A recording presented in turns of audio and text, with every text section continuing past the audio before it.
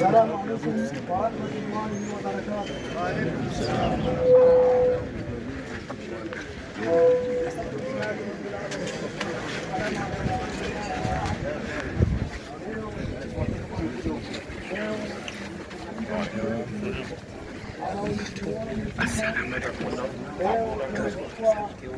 Na mzee ambaye wallahi ana bendera nyingi sana, mzee ambaye ni mtu mzima. Hatuna mtu mzima kwa upande wa watu wanaume zaidi yake, hatuna mtu katika kwa upande wa usomi, ni msomi alhamdulillah, ako nazo kofia kadhaa mzee ambaye amevaa. Sasa leo tuchukue funzo, kwa sababu leo imekuwa ni mwisho wa maisha ya mzee wetu. Sisi twajifundisha nini? Mwenyezi Mungu Subhanahu wa Ta'ala kwenye Qur'ani asema, akiongelea watu wa Firauni nyuma, asema, tumia aya, asema Allah, fama bakat alayhimus samau wal ardu. Hawa wanaozungumziwa watu waovu walipokufa, mbingu na ardhi hazikuwalilia. Kwa mfano huu ni kuchukua kwa Mungu atuthibitishia kuna watu wakifa mpaka mbingu na ardhi za walilia, na kama kunaye ambaye analiliwa na mbingu na ardhi, basi ni huyu mzee wetu, kwa sababu alikuwa ni mzee amelea watu kwa upande wote, upande wa kidunia na upande wa kiakhera. Mfano wake hakuna mzee. Sasa tuhesabu tumembakisha ambaye ni umri huu, ni mzee wetu Maalim Hassan. Mwenyezi Mungu atuhifadhie. Hapa leo tuenda kuzika kitu kikubwa sana, tuchukue mafunzo makubwa sana hapa. Ndio hiyo tukaambiwa mautul alimi, mautul alimi, mautul alami, kufa mwanachuoni. Huyu mzee ni mwanachuoni, ni msomi wa dini. Tuambiwa kufa kwa mwanachuoni ni kufa kwa ulimwengu. Leo ni ulimwengu tuenda kuuzika leo. Takbir! Huu ni ulimwengu, kwa sababu hapa ukiona, ukitaka kujua ni ulimwengu twazika, hapa kuna watoto, hapa kuna wanawake, hapa kuna wazee, kuna vijana, kuna Waislamu, kuna Wakristo. Ameathiri pande zote huyu mzee. Si Waislamu peke yake tutasema sisi tumefiwa, mpaka Wakristo wamefiwa leo. Kwa hivyo hivi ndio twafaa tuishi sisi katika dunia. Tuchukue mfano mkubwa ambao tumesoma kwa mzee wetu, twaweza kuishi sisi Waislamu, tukaishi sisi na Wakristo na dini zingine, tukaishi kwa amani, kwa sababu hapa wameshiriki, mpaka Wakristo wameshiriki katika maziko ya huyu mzee. Kwa sababu ya nini? Kwa sababu ameishi na watu kwa wema, na hii ndio Uislamu. Huyu mzee ametufundisha kidini na ametufundisha kipractically, kimaisha yake. Ameishi na watu kwa wema, ameishi na watu kwa uzuri, ambao leo hapa sote tuamlilia, mbingu na ardhi zamlilia huyu mzee vile alivyoishi na watu. Suala tujiulize, mimi na wewe, je, tukifa tutaliliwa na watu, tutaliliwa na mbingu, tutaliliwa na ardhi? Ikiwa tumeishi na watu vibaya, kuna watu wenzetu, na Mwenyezi Mungu atuepushe tusiwe hiyo kundi. Wakufa kwao watu wanasherehekea. Kuna mtu anakufa kwa yale mambo anafanyia watu, wacha Waislamu, hata wasiokuwa Waislamu wanafurahia. Lakini mzee kama huyu kufa kwake, mpaka Wakristo wanamlilia. Vipi aliishi na hao Wakristo katika hii dunia? Kwa hivyo tuchukueni mfano huu ambao ndio mfano wa dini ya Uislamu, inatufundisha kuishi na watu kwa wema. Tuchukue mafundisho ya huyu mzee ambayo tumeyapata kwake, ametufundisha. Tuchukue kitu tuwaweza sisi kumkumbuka, tumkumbuke kwa kushika tabia alizokuwa nazo za kuishi na watu kwa wema. Kwa hivyo leo kumekufa mtu leo. Sasa ni mimi na wewe tujue tukifa, kwa sababu tuambiwa watu ni nini? Ni hadithu. Watu ni mazungumzo. Fakuna ahsana alhadith, basi kuwa mazungumzo mazuri. Ukifa kama vile huyu mzee tumzungumza kwa uzuri. Huyu mzee hatuwezi mzungumza kwa ubaya. Alikuwa na umri ambayo hapa sidhani hatujafika sisi umri wake, na ameishi umri mrefu na amekaa na watu kwa wema. Kuna wengine umri miaka 30 40, lakini umepatia watu dhiki mpaka watu watamani ufe.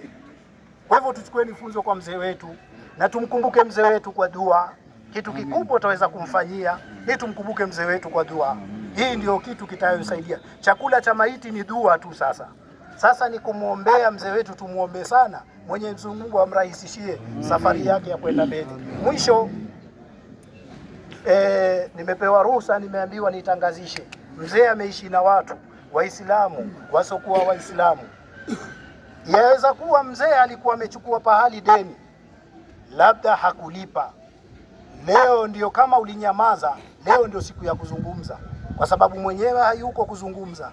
Kwa hivyo kama ulikuwa huu mzee wamdai, wewe ni Muislamu, wewe ni Mkristo, hairuhusiwi Muislamu kwenda kuswaliwa kama akona deni, au ile deni ichukuliwe dhamana kwa kuwa italipwa hata kama atazikwa.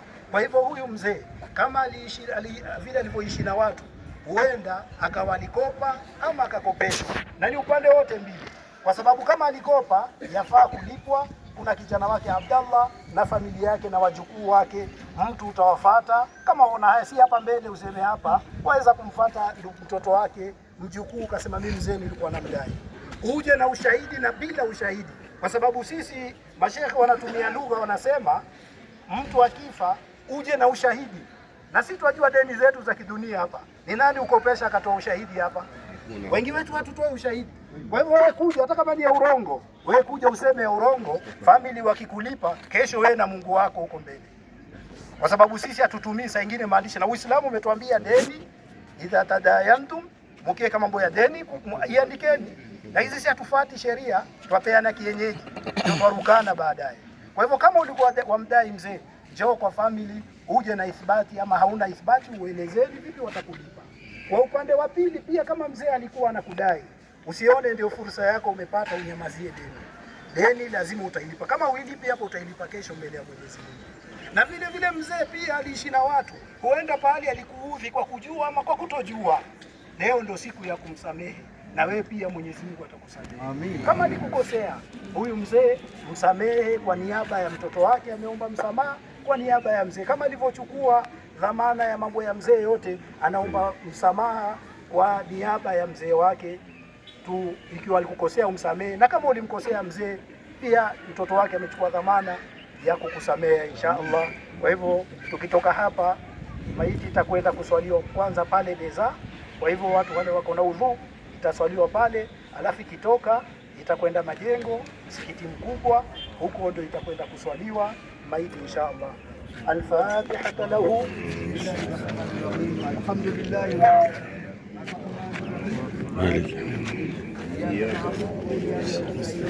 اهدنا الصراط المستقيم صراط الذين أنعمت عليهم غير المغضوب عليهم ولا الضالين.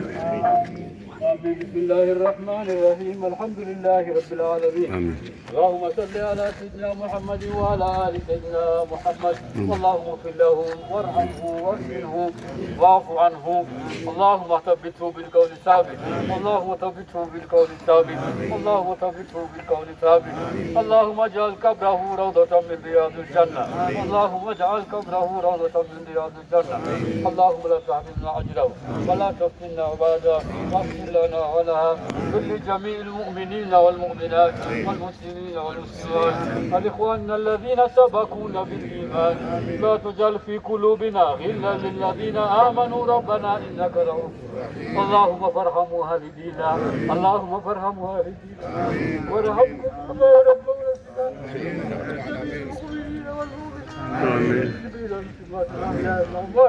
إنك سميع قريب مجيب الدعوات يا قاضي الحاجات يا كامل المسلمات برحمتك يا أرحم الراحمين.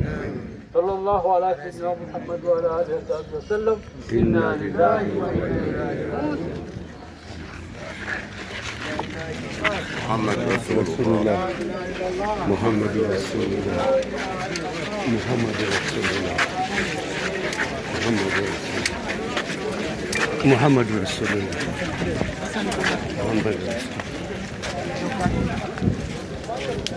Satu gari, mari.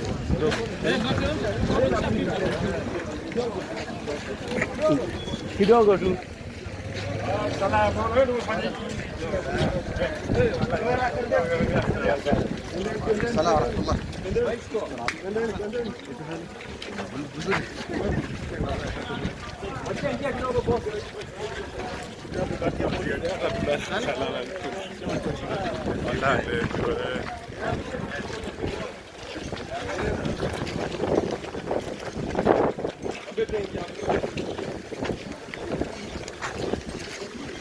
Sawa. Waalaikum salam. Iko fiti je.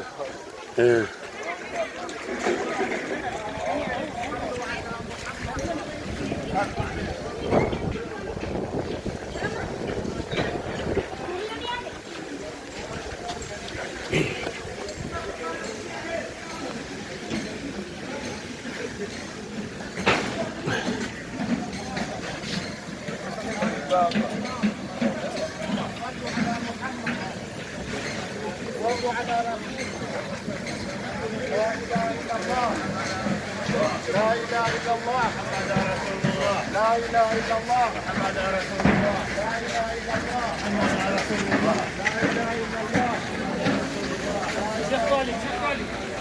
الحاج جيلا.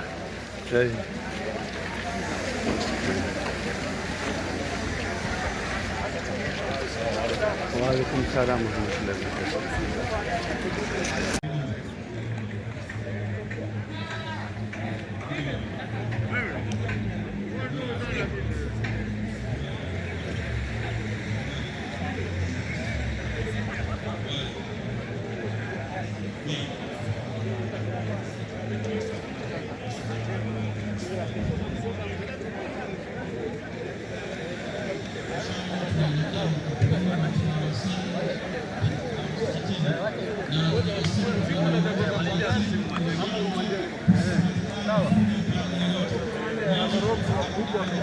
bado wengine sipokee simu, mwacha ilie.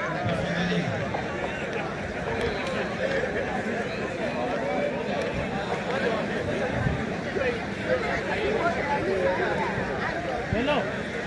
Kenya watu chini kupokea. Chini hapo. Watu wako hapo chini.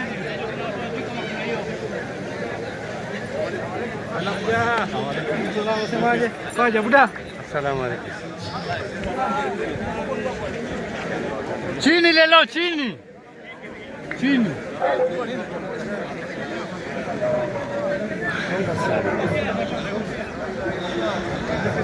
Chini tu, chini.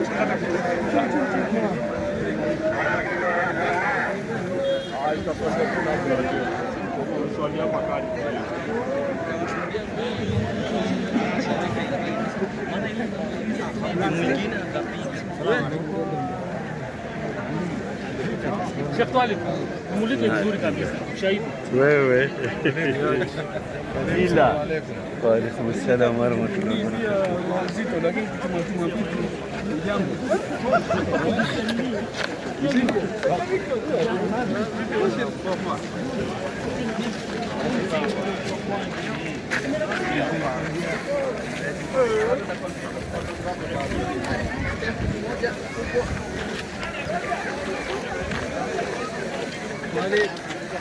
اهلا وسهلا. وعليكم السلام ورحمة. الحمد لله بارك فيك. والله والله الحمد لله. Nashukuru sana. Hatujambo.